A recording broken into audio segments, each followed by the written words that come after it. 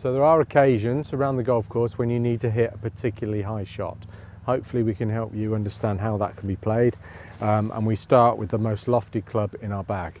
There's a few things we need to remember before we start. One is we're going to actually add lots of loft to this club by opening the club face and laying it on the back edge, right on the back of the club head, rather than the bottom or obviously the leading edge. We're going to lay it open so much it's sitting on its back. Now that needs grass underneath the golf ball. Because we're doing that, the leading edge is in the air, and if we're not careful, we're going to hit the ball thin, and because of the swing we're making, it will go a long way. It gets more and more difficult the shorter the grass gets, so just be aware of that when you're practicing and when you're playing. So as we said, we're going to lay that wide open. We're going to get the handle quite low to the ground.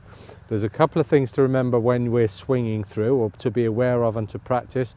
One is that we need to keep the speed going, so we need to keep the swing going through, because the ball isn't going to travel as far because there's much more loft on the club. And the other thing is we don't want that club head releasing. We don't want that club head closing through the shot, because we're just going to drive the ball low like we would do normally with a normal golf shot. That is aided by the fact that you're going to keep turning your body. Okay, you'll keep the speed going by turning your body, and you'll give yourself a chance to keep the loft on the club by turning your body through. It's a confident move, but that's what we need to do. So handle nice and low, the club's laying on its sole, it's almost pointing straight up at the sky, and we're going to keep the speed going and turn my body through here. Keep turning through, keep the loft on it, ball goes skywards, and everything's good. The ball lands softly, doesn't roll very far once it hits the green. So once more, we've got handle nice and low down, lots of loft on the club face. We're going to look at where we want to go. We're going to make sure that when we swing through, we keep the speed going and the club face finishes pointing up at the sky.